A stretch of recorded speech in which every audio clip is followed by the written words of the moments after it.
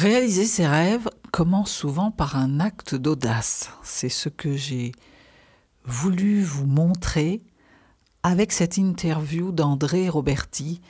Interviewer André Roberti, c'était un rêve que je pensais pas du tout à ma portée, que je voyais un peu comme inaccessible. Vous savez, ce genre de rêve où on se dit j'aimerais bien, mais comme quelque chose qu'on n'aura jamais. Et avec l'audace, avec le fait d'avoir osé lui demander, je réalise non seulement un rêve, mais j'avais à cœur de démontrer comment c'était possible en fait, et que ça commençait par un premier pas.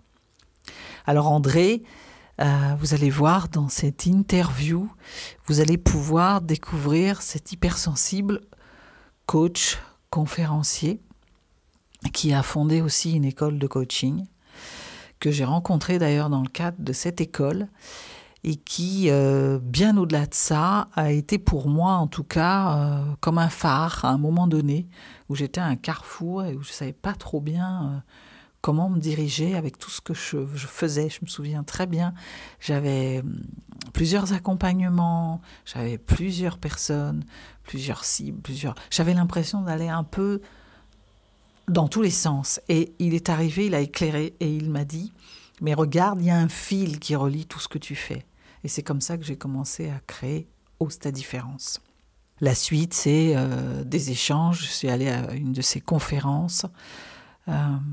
Toi aussi, tu as un don. Et j'ai été attrapée par son énergie, sa capacité à venir nous chercher, à nous toucher et ensuite à nous embarquer, parce que je suis sortie de cette conférence, j'avais l'impression que j'étais à 10 centimètres du sol et que je pouvais tout réussir en fait.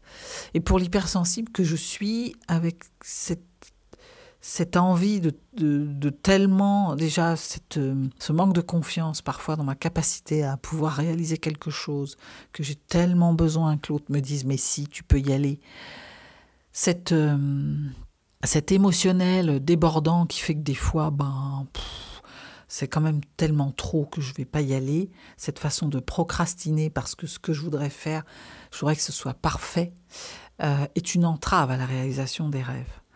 Et avec cette interview, j'avais envie de vous montrer comment, quand j'arrive à dépasser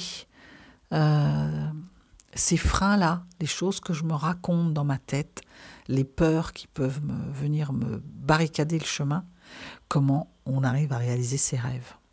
Donc si tu es dans ce cas-là, si tu es un peu perdu, si ça fait des années que tu procrastines parce que tu n'oses pas réaliser quelque chose, si tu ne sais même pas finalement que tu as un rêve, cette interview, il est pour toi parce que ça va te donner envie, un, de trouver ton rêve si tu l'as pas, ton ou tes rêves, deux, de commencer à croire que c'est possible et surtout de te mettre en marche.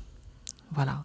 Donc je n'en dirai pas plus. Vous allez, à travers de cette interview, découvrir le chemin. J'ai eu envie aussi d'interviewer André, de savoir un peu comment il avait réussi de l'hypersensible, vous allez voir, qu'il était timide, voilà comment c'est devenu un orateur embarquant, en tout cas inspirant.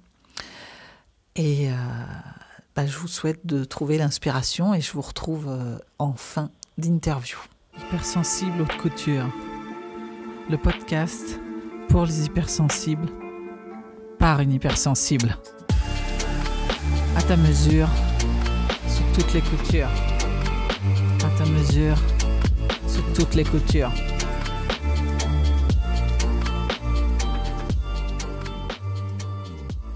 André, merci déjà, parce que quand je t'ai contacté, je t'ai dit que c'était un rêve, c'en est un, comme quoi les rêves peuvent devenir réalité.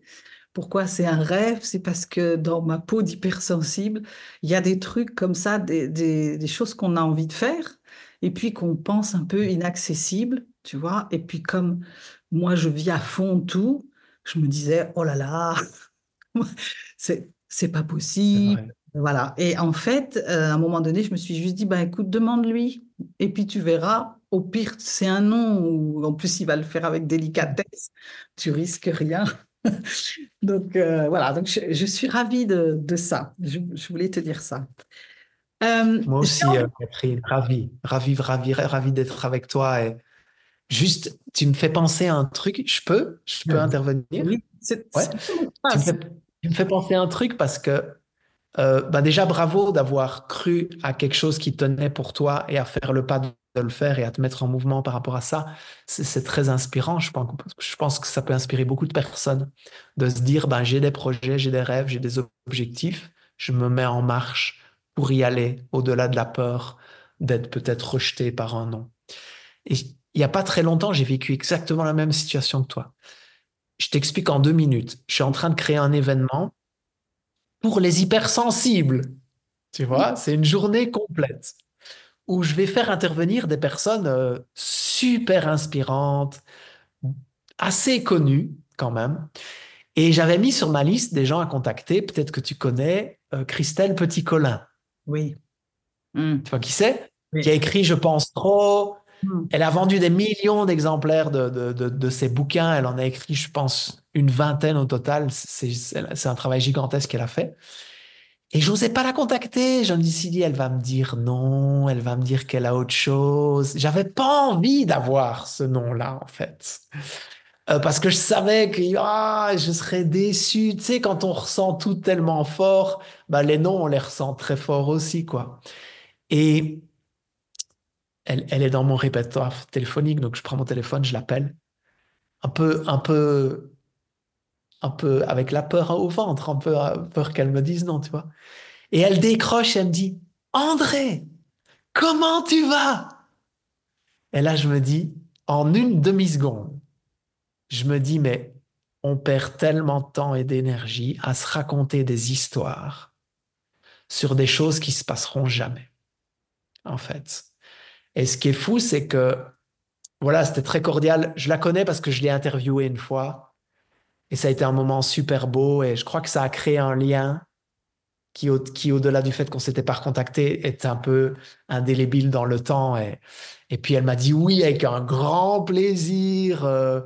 Vraiment, je me suis dit, mais on a peur de faire des choses ou on repousse des choses qui vraiment, on perd un temps fou. Donc, merci de partager ça parce que j'espère que pour ceux qui nous écoutent, ce sera inspirant de se dire, j'ai des rêves, j'ai des élans, j'ai des envies.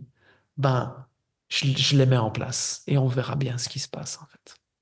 Voilà, petite Oui. parenthèse. Oui, oui, mais c'est plus qu'une parenthèse en fait, hein. C'est pour oser, parce que finalement, même si le non peut être douloureux, parce qu'on peut être confronté à un non, il y a quand même aussi quelque chose d'avoir essayé et d'être aussi un peu fier de soi d'avoir fait.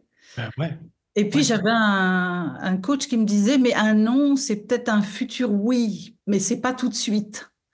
Et ça m'a aidé aussi, tu vois, de me dire ça. Très vrai, c'est qui t'a dit ça?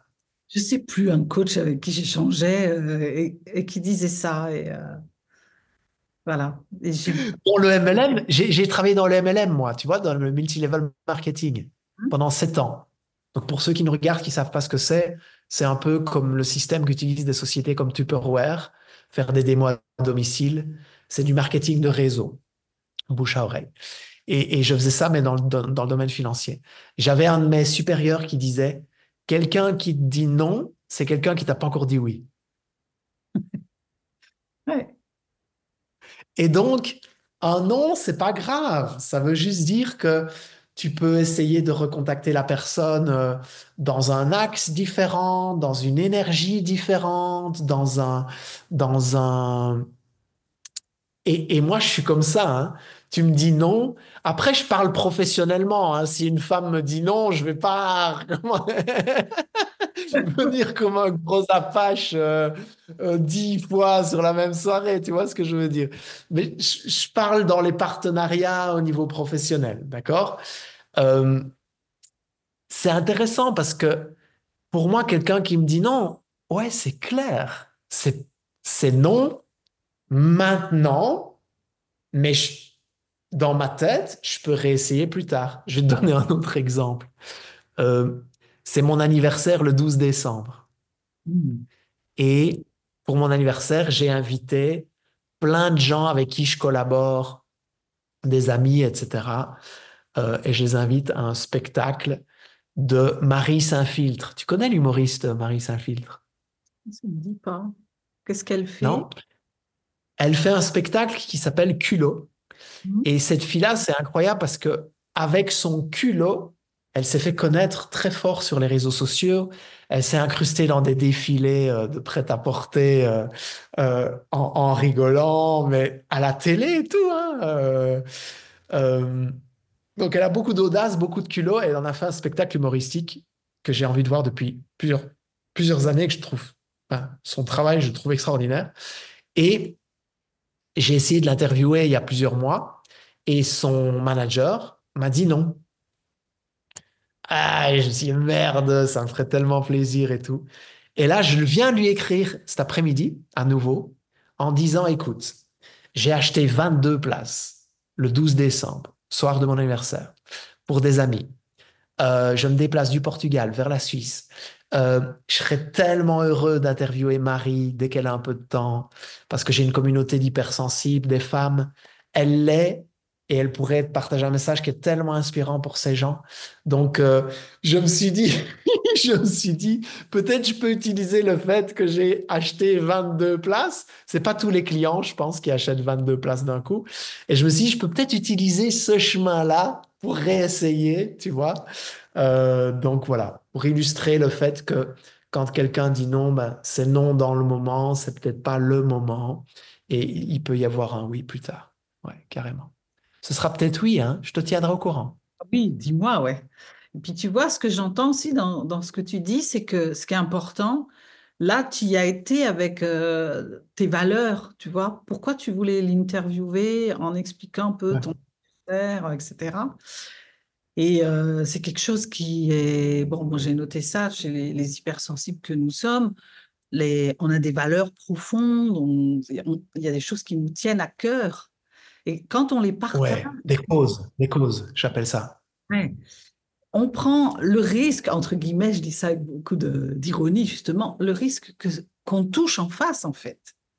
Et du Ouais, coup, c'est important d'y aller aussi, pas juste de communiquer sur qui on est et pourquoi on a envie de faire les choses. ouais, carrément, C'est ce que j'ai fait avec carrément. toi, en fait, tu vois. Avant de te contacter, je dis, bon, parce qu'en fait, ça fait quand même un moment qu'on ne s'est pas vu. Depuis, je sais plus, de ta conférence, là. Toi aussi, tu as un don.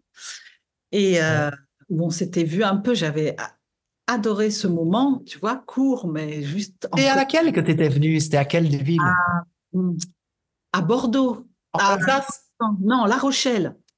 La Rochelle. Ah, c'était à La Rochelle. Ok. Ok, je me souviens. Je remets. C'était une belle salle, une belle ambiance là. C'était chouette. Ouais. C'était chouette. Et Ok. bon, moi, je suis partie faire mes trucs, et puis des fois, je suis dans le groupe, des fois, je ne suis pas. Enfin bon, voilà, je suis un peu. Et là, ça m'est venu comme ça, et je me suis dit, mais explique-lui pourquoi tu veux l'interviewer. Raconte, Ouais. tu vois. Et en tout cas, c'était OK. Moi, j'étais contente de t'avoir dit, en fait. Et après, je me suis dit, il fera comme il veut, quoi. Voilà. Après, il faut lâcher un peu aussi. Pas mettre trop de pression sur l'attente. Et puis, bon, j'y serais revenue, tu vois, parce que je me souviens que tu nous avais dit ça aussi, qu'il fallait essayer plusieurs fois. Et alors, du coup, Carrément. ça m'occasionne une question, parce que moi, j'ai pas été regardée, je te connais pas beaucoup, en fait. J'ai l'école avec toi. C'est plus des Ouais. moments d'interaction où ça passe et je réfléchis pas trop de ce que ça passe. Ça passe, c'est.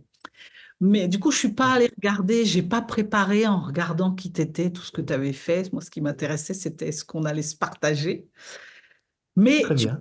tu dis souvent que dans ta conférence, tu racontais ça, que tu étais un timide maladif. Et Ouais. donc, ça m'intéresse de savoir comment un timide maladif passe après dans, ben, moi, j'y vais, j'ose. Comment tu as fait ça? Qu'est-ce qui t'a aidé à faire ça? C'est une bonne question. Ben, cette timidité maladive, je l'ai vraiment vécue comme un handicap. Euh, une sorte de handicap émotionnel, en fait. Il y a des gens qui naissent avec des handicaps physiques. Pour moi, c'était vraiment un handicap de ne pas pouvoir interagir avec les gens. J'étais constamment figé par la peur, en fait. Et j'avais l'impression d'être bloqué, littéralement. Et c'est devenu, depuis ma tendre enfance, hein, comme une obsession de sortir de ça, quoi qu'il en soit. Et donc, je me suis mis à observer les gens. Parce que quand tu es fort en retrait, tu es fort timide, bah, tu prends pas part à des conversations. T'arrives pas à exprimer ton avis. T'as même pas d'avis, en fait. Moi, j'avais pas d'avis. J'ai l'impression que chaque fois qu'il y a des gens qui exprimaient leur avis, moi, j'étais d'accord avec tout le monde.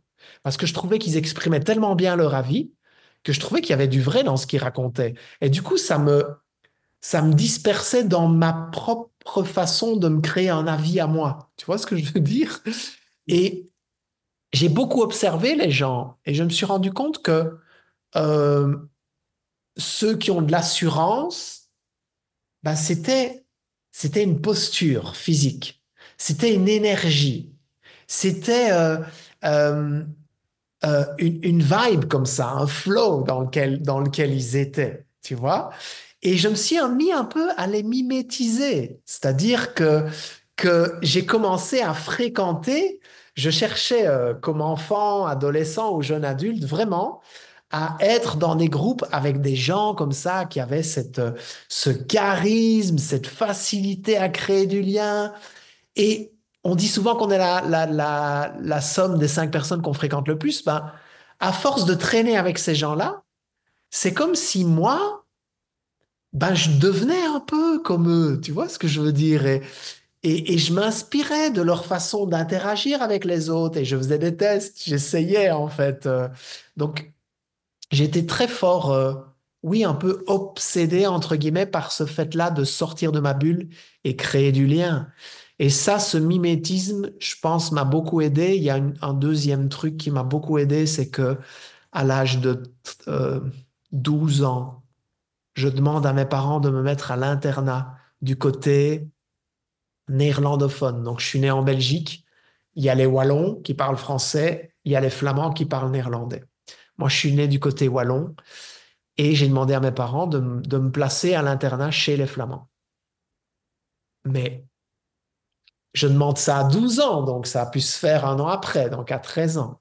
C'est très atypique pour un enfant de dire à ses parents, mets-moi à l'internat. La plupart des enfants, ils veulent un peu rester chez leurs parents et être dans ce confort-là. Donc, je crois que j'ai compris très jeune que c'est en faisant des expériences où tu sors de ta zone de confort que tu grandis.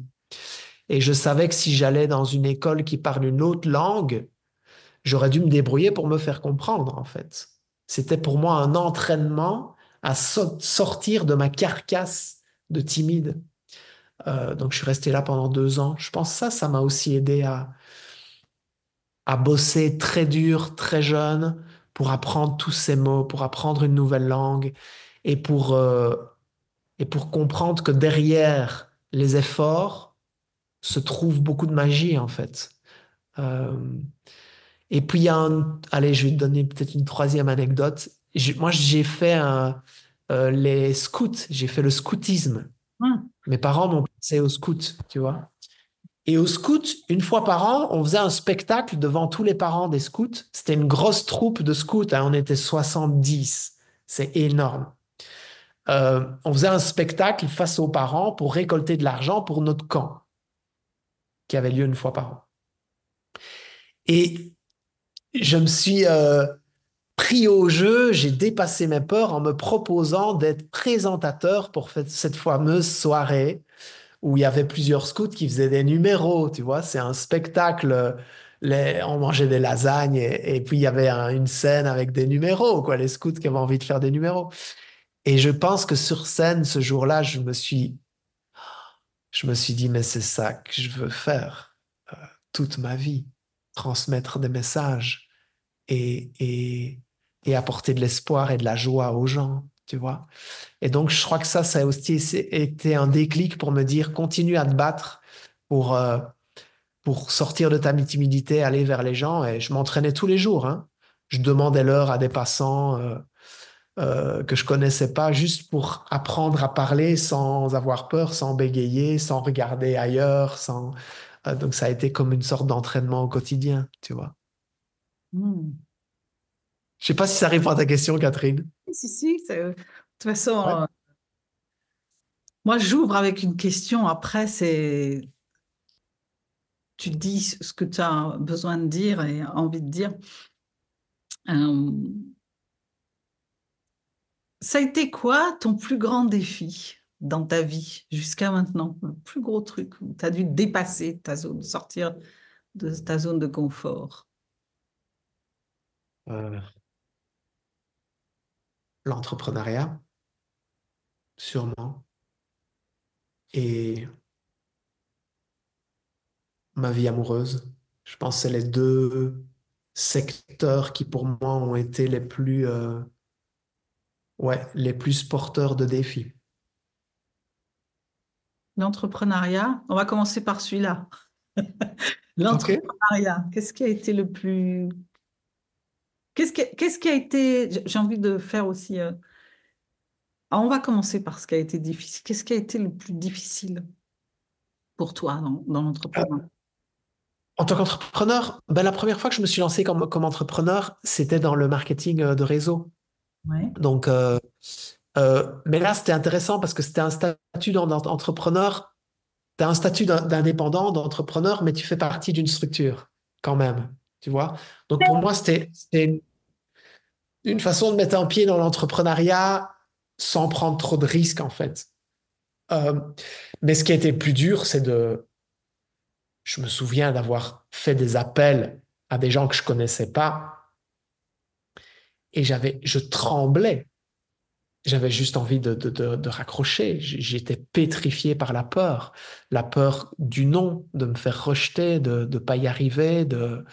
Et donc, j'étais accompagné par un mentor qui était à côté de moi et j'étais obligé d'appeler. J'avais promis que je le ferais, tu vois. Euh, donc, ouais, je pense que c'est la peur de se faire rejeter, la peur du non, la peur de personnes qui... Parce que quand tu es entrepreneur, tu dois mettre en place des choses, créer des partenariats, obtenir des clients. Donc, tu es obligé de sortir de tes lignes, tu es obligé de sortir de ta zone de confort et aller vers les gens. Et je pense que là, ouais, ces défis-là m'ont fait énormément grandir, sortir de ma timidité, prendre confiance en moi, me rendre compte que je pensais que je savais pas vendre, que j'étais nul, que je savais pas interagir avec les gens et que finalement, j'avais beaucoup de plaisir à mettre en avant un service, à écouter les besoins des gens, à voir si c'est quelque chose qui leur correspond ou pas. Je dirais ça, c'était certainement ce qui a été le plus dur, au départ.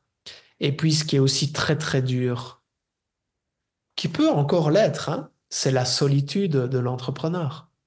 Hmm. Tu vois, de faire face à toutes nos émotions, où les choses se passent super bien, et puis finalement c'est un peu plus compliqué, puis ça se passe, et faire face à ce huit aérien émotionnel au quotidien, et la solitude dans laquelle ça peut nous placer, parce qu'on prend des risques, on met des choses en place, on ne sait pas si ça va fonctionner. Souvent, notre entourage ne pense pas comme nous. On aimerait qu'ils nous comprennent, ils nous comprennent pas, ils nous redisent de retourner dans un job de salarié. On a envie de s'accrocher à notre rêve, mais on gagne rien pendant un an, deux ans, trois ans, et ils nous ramènent, mais qu'est-ce que tu fous là? Donc, faire face à ça aussi, c'est sa forme de, de s'accrocher à son rêve, d'y croire et de continuer, tu vois. Et en quoi l'hypersensibilité, ton hypersensibilité, t'a aidé à surmonter, à avancer, hein? Ben, En quoi t'as été prisé, tu vois, pour... ouais, t'as donné un élément de réponse tout à l'heure, c'est que t'as expliqué qu'on a besoin d'avoir une raison de faire les choses. On a besoin de sentir que ce qu'on fait, ça a du sens pour nous, tu vois. Et je crois que ça m'a beaucoup aidé, plutôt que de partir de mes peurs et de mon petit ego, c'est de partir sur quelle est la cause qui me tient à cœur et que j'ai envie de servir. tu vois. J'ai envie d'aider les gens, j'ai envie de leur rappeler à quel point ils sont beaux parce que c'est quelque chose que je me suis dit depuis tout petit, depuis tout enfant, à force d'être timide, maladif. Bah, qu'est-ce que tu fais quand tu es timide? Bah, tu observes les gens, en fait. Tu te mets en retrait et tu regardes ce qui se passe. Et tu deviens un observateur expert des gens, tellement tu le fais tout le temps. Et en observant les gens, je me suis vraiment mis, de tous ces gens qui me faisaient tellement peur, bah, je me suis mis à les aimer. Je me suis mis à voir leur vérité au-delà de ce qu'ils montraient. Tu vois, en les observant, parce que je me suis rendu compte que derrière quelqu'un qui peut être très extraverti, très sûr de lui, si j'observais vraiment la personne pendant un moment, ben, je pouvais remarquer qu'il y avait aussi de l'insécurité à l'intérieur. Et que parfois c'était un masque pour ne pas faire face à cette insécurité-là. Tu vois? Et tous ces gens, c'est comme si en les observant, je commençais à voir qui ils étaient vraiment derrière leur masque. Et je trouvais ça très beau. Et je me suis dit que j'avais un rêve, c'était que si un jour j'y arrivais, c'est de leur dire à quel point ils sont beaux, de leur dire à quel point ils peuvent tout réaliser dans leur vie, ils peuvent tout avoir, ils peuvent s'appuyer sur leurs dons, sur leurs ressources pour croire en leurs rêves, ils peuvent mettre des choses en mouvement, même s'ils ont l'impression qu'ils n'y arriveront jamais. Donc ouais, ça m'a beaucoup motivé de me connecter à une cause qui est plus grande que moi. Et ça, je pense que cette notion d'avoir une cause qui nous habite, d'avoir un sens, un alignement dans ce qu'on fait, je pense que c'est une caractéristique d'être sensible. On a besoin de ça, de se sentir nourri par ce qu'on fait. Et cette cause-là m'a aidé à dépasser beaucoup de peurs. Tu vois, même encore maintenant, quand j'ai peur de certains risques que je prends, de certains projets que je mets en place, qui sont importants, qui génèrent ouais, des vrais risques, bah, je me connecte à une cause. Je me dis, mais si je fais ça et qu'il y a autant de monde qui arrive là-bas, ben, ça va les aider à changer leur vie. Et puis, l'argent qui sera généré avec ça, ben, je peux le mettre dans ma fondation pour aller dans les écoles, pour faire des ateliers, pour donner en confiance en soi aux enfants, pour leur apprendre à gérer leurs émotions, pour être un lieu de lien, de connexion et d'écoute. Alors peut-être qu'ils n'en ont pas à la maison, tu vois. Et ça me touche tellement. Et quand je pars de cet endroit-là, j'ai l'impression d'être Superman et d'arriver à oser faire des trucs que j'oserais pas faire dans le quotidien, quoi. Tu vois? Ouais, c'est porteur, ça t'anime. En plus, je le vois dans tes yeux, il y a tout qui s'allume. Ouais, mais il y a tellement. J'essaye de synthétiser en quelque chose d'un peu de très concret et factuel pour ceux qui nous écoutent, mais je crois qu'aussi, avec le don d'être sensible, on a aussi le don de l'intuition. On peut être très connecté à nos intuitions, nos ressentis, et on peut apprendre à faire confiance à ça. Et je pense que mon intuition me guide aussi vers beaucoup de décisions que je prends parce que je dois en prendre beaucoup tous les jours. Euh, que je suis très content d'avoir pris. Donc, c'est un don de pouvoir être connecté à ses intuitions pour pouvoir prendre des décisions qui font du sens pour nous et d'avancer vers nos projets.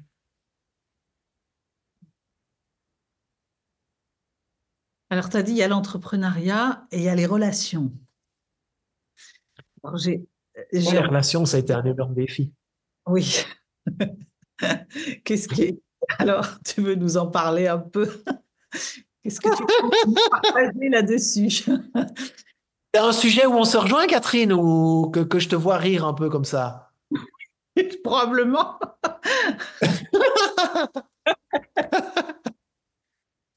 Donc, dans les relations, je parle des relations amoureuses.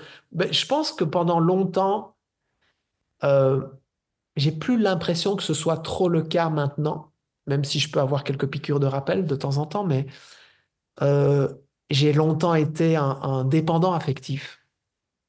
Et je pense que ça, c'était aussi en lien avec mon hypersensibilité.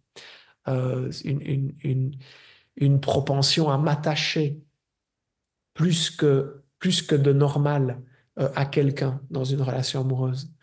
et donc de m'oublier, en fait. Euh, et de me réveiller à un moment donné en me disant, mais je, je ne suis plus moi. Je me suis comme euh, conforté à être la meilleure personne pour l'autre, pour être aimé, entre guillemets, pour être aimable. Euh, mais est-ce que c'est vraiment moi tout ça?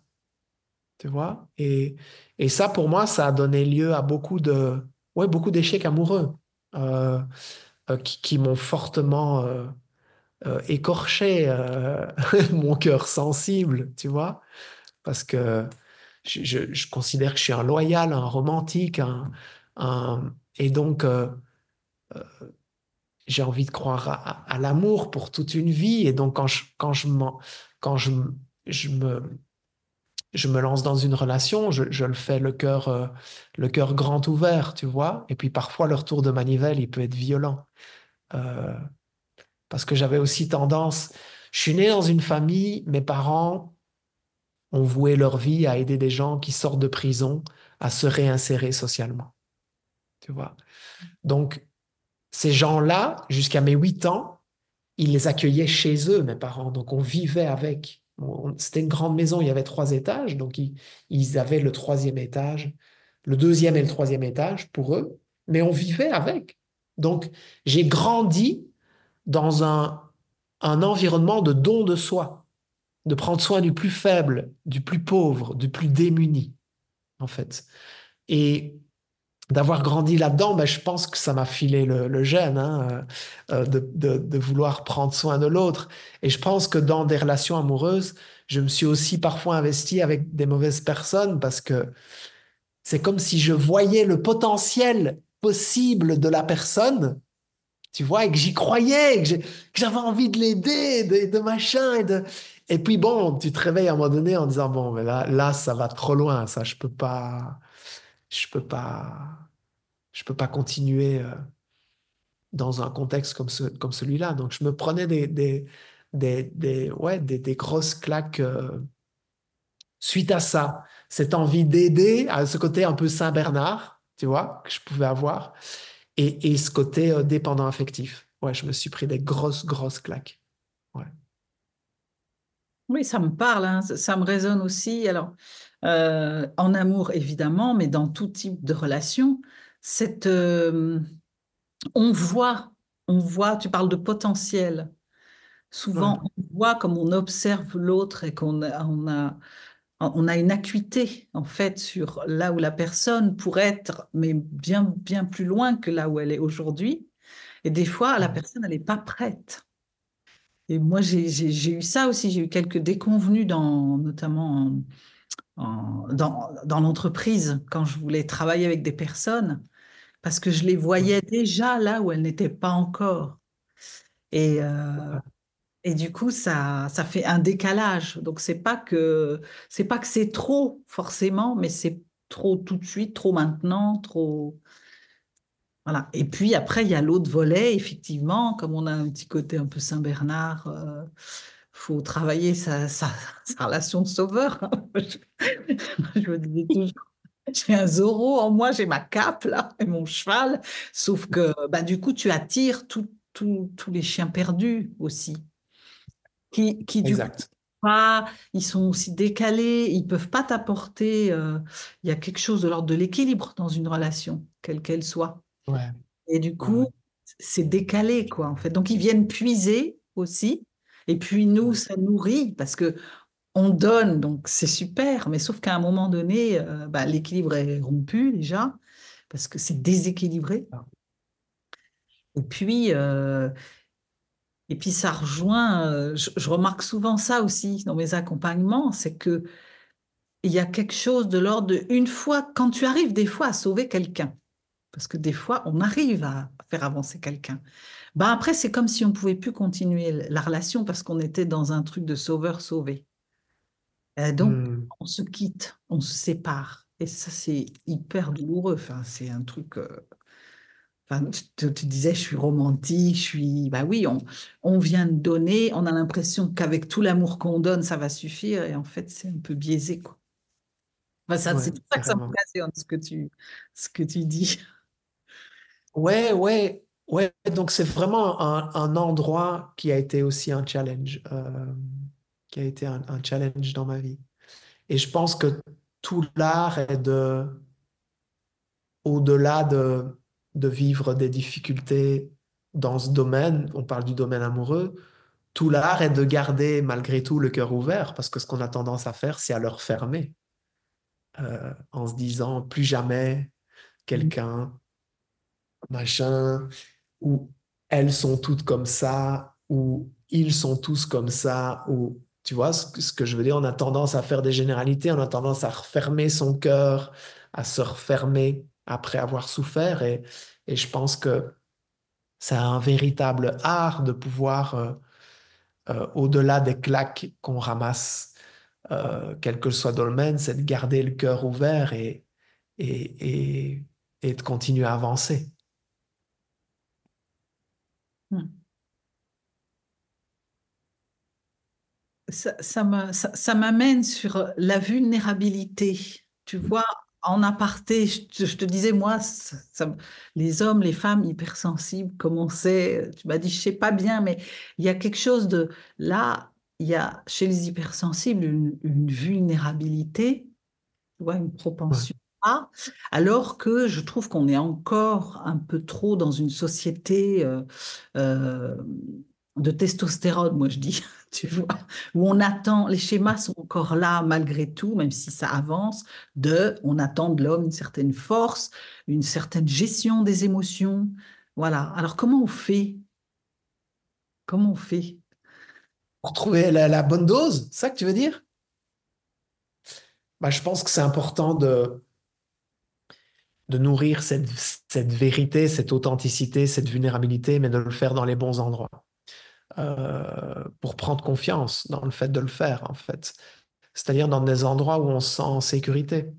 Donc, je te donne un exemple. Par exemple, euh, ben, t'as fait l'école, tu as fait le parcours de l'école de coaching que j'ai créé. Ben, par exemple, dans l'école, j'essaie vraiment de créer un contexte qui fait que chacun peut se déployer dans qui il est profondément. Tu vois, donc c'est important de pouvoir se montrer comme on est, vulnérable, authentique, mais aussi d'avoir des espaces pour le faire où on se sent profondément en sécurité. Quelqu'un qui le fait et que ça se retourne contre lui, c'est une expérience qui peut être très délicate à traverser parce que le cerveau, il va se dire, oh, je le fais plus jamais parce que quand je le fais, ça se retourne contre moi.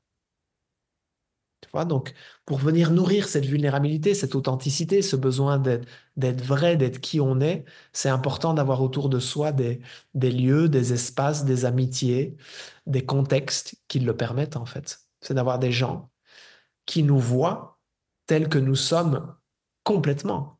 C'est d'ailleurs pour ça que j'ai voulu créer le groupe Facebook, le cercle des hypersensibles optimistes. C'est pour me dire, tiens, j'avais envie de créer un groupe qui rassemble des gens sensibles, qui le voient comme un don, c'est pour ça que j'avais rajouté le mot optimiste, et qui, dans ce groupe-là, pourraient se confier à d'autres par rapport à ce qu'ils traversent, pourraient demander de l'aide, pourraient... Et je pense que, ouais, on a tous autour de nous des personnes auprès de qui on sent confiance, euh, euh, et auprès de qui on peut vraiment baisser la garde, en fait. Et ça, ouais, ça, c'est sacré de pouvoir trouver des gens comme ça. Parce que ça nous donne confiance dans le fait de incarner pleinement cette vulnérabilité, qui finalement, au-delà, qui est perçue comme une faiblesse, mais qui va devenir une force, qui va devenir notre empreinte, tu vois, pour avancer dans le monde. Je crois que beaucoup de gens aujourd'hui me disent dans mes conférences ou dans mes séminaires, ils me disent, Randy, t'es tellement authentique, t'es tellement vulnérable. Mais ça a été un chemin d'y aller. C'est parce que je me suis d'abord entouré de personnes auprès de qui je pouvais l'être et puis qui sont venues comme valider ce degré de vulnérabilité que je pourrais toujours montrer plus. Je sais pas si tu connais, il y a quelqu'un qui m'a fort aidé sur ce chemin-là. C'est un conférencier qui s'appelle Robert Savoie. Je sais pas si tu vois qui c'est. Je Ouais. suis allée voir, Il fait des conférences. ouais, je suis allée à une de ses conférences. OK. Donc, le thème de sa conférence, c'est se choisir. Mhm. Et Robert, c'est un Québécois. Il vit au Québec et il fait de temps en temps des conférences, des tournées en Europe. Et via un ami, il m'avait mis en lien et j'avais découvert le parcours de ce gars-là, quand même, qui a vécu des trucs, waouh, c'est rock'n'roll hein, dans sa vie, et ce à quoi il a dû faire face, l'assassinat de son père, puis il a été vers un processus de pardon par rapport au meurtrier. Enfin, c'est quelque chose de très, très, très inspirant. Et je lui ai écrit en disant que je voulais l'interviewer et il m'a dit OK. Et on fait l'interview. C'était il y a quelques années en Belgique. Je vivais encore en Belgique à ce moment-là. Et on fait l'interview et à la fin de l'interview, pendant l'interview, il y a des questions que je lui pose et il est tellement authentique qu'il y a des réponses sur lesquelles il a les larmes aux yeux. Je le vois, je suis face à lui, on est en présentiel, tu vois. Et ça, en tant que mec, ça me touche parce que je me dis, waouh, mais ce gars-là, il est sur un chemin encore plus waouh que là où j'en suis parce qu'il ose me montrer sa sensibilité, tu vois. Et, et à la fin de l'entretien, il me dit, André, on peut faire un hug. Et franchement, Robert, je sais pas combien de kilos il fait, mais c'est une pièce d'homme, hein. Il te prend dans les bras, s'il serre un peu trop fort, il te craque en, il te craque en deux, tu vois. Pourtant, je suis grand. Souvent, les gens qui me voient en vrai, ils me disent, ah, j'imaginais pas que tu étais aussi grand. Euh, et on se prend dans les bras, et je sais pas, il y a une vraie vulnérabilité, il y a une vraie présence à ce moment-là. Et là, moi, il y a des choses qui se passent et je me dis, mais on peut être un mec et prendre un autre gars dans les bras. Tu vois ce que je veux dire? C'est comme s'il y a des prises de conscience qui se font et puis j'assiste à sa conférence et je vois cet homme raconter son parcours et pleurer sur scène. Et je me souviens, après la conférence, j'avais appelé mon ex-compagne et j'étais tellement ému, j'en pleurais. Et je lui disais, je crois que je viens de grandir d'une version plus, plus, plus, parce que j'ai rencontré un autre homme qui pleure comme moi, tu vois. Et je crois que ça m'a vraiment aidé à passer un cap. Ça m'émeut encore aujourd'hui de te le raconter. Euh, Parce que vraiment, ça m'a aidé à passer un cap où même sur scène, je m'autorise à pleurer ou face à des gens ou, et, et ça me fait tellement de bien parce que je dis pas toujours que c'est des larmes de peine, hein, c'est aussi des larmes de joie, de kiff, mais de pleurer, d'être heureux, en fait. Et d'avoir vu un autre mec qui le faisait, moi, ça m'a beaucoup inspiré. Beaucoup, beaucoup. C'est vrai, c'est cette question de à être soi, on autorise l'autre aussi. Ça, c'est un Ouais. pour l'autre et on l'autorise à pouvoir faire pareil. Et ça, des fois, on ne le sait pas, hein, mais après, ça chemine et ça, c'est beau, ouais, ça, ça me touche aussi, du coup. Ouais, ben, toutes les tournées que j'ai fait par après cette date-là, j'étais différent sur scène. Vraiment, hein. Je me livrais beaucoup plus. Parce que j'avais vu quelqu'un qui m'inspirait, qui est devenu un ami, le faire et que tout se passait bien. C'est pas qu'il y a des gens qui montaient sur la scène en mode ah, il pleure, hein. Non, non, les gens étaient touchés. Comme moi, je l'étais dans la salle. J'étais touché de le voir touché, en fait. Et je me suis dit, mais waouh, plus on est vulnérable, plus on accueille sa sensibilité, plus on ose la montrer, plus on résonne avec le cœur de l'autre. Tu vois? Et pour moi, ouais, ça a été vraiment un, un gros cap, ce moment-là. C'est beau. Bon, je vois l'heure qui tourne, André. Qu'est-ce que tu aurais envie de nous partager? Là, on va devoir bientôt se laisser. Avec quoi tu voudrais nous dire au revoir? Qu'est-ce que tu aimerais dire que Ah, tu... tu m'as dit que les personnes qui t'écoutent sont des femmes, qui ont cette sensibilité élevée. Ben moi aussi, c'est les gens à qui je m'adresse, hein. C'est beaucoup de femmes qui ont une sensibilité élevée. C'est juste vous dire que si vous êtes né avec cette caractéristique, c'est pas une malédiction, c'est un don. C'est parce que l'univers attend quelque chose de vous. L'univers, la vie, Dieu, appelez ça comme vous voulez. Vous êtes né avec ce don parce que du coup, ça vous donne un regard différent sur la société, sur le monde. Et ce regard-là, c'est pas une raison pour vous isoler, c'est une raison pour prendre votre place et l'affirmer, en fait.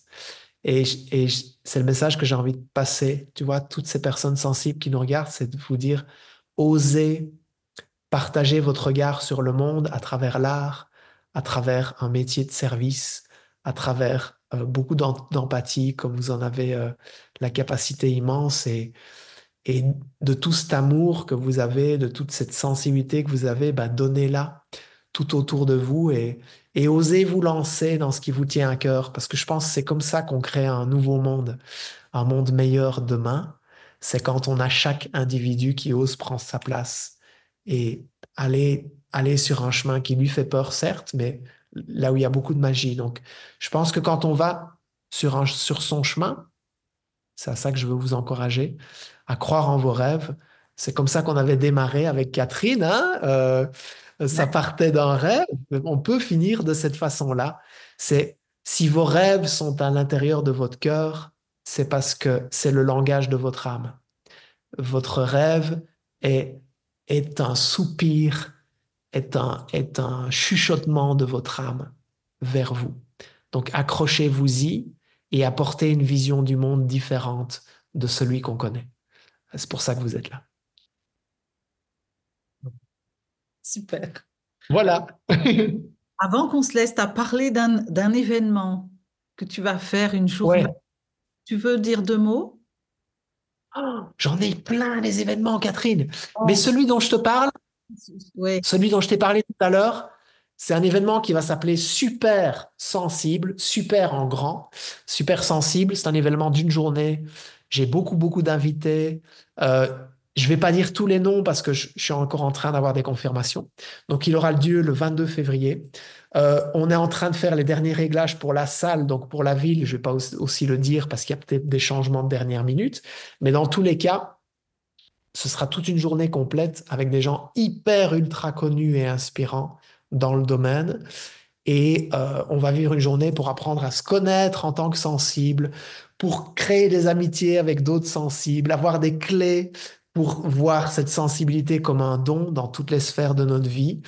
Et on pourra y assister soit en présentiel, soit en ligne, parce que tout sera retransmis en direct en ligne. Donc vous pouvez bloquer la date si le cœur vous en dit, venir vous affilier à ma newsletter ou sur mes réseaux.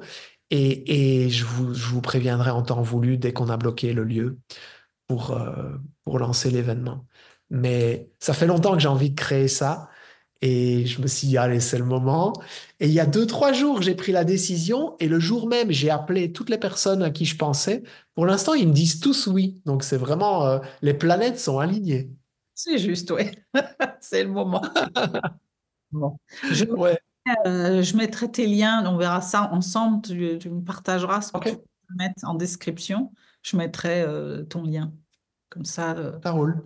on aura toutes les infos pour rejoindre cet événement. Et peut-être d'autres.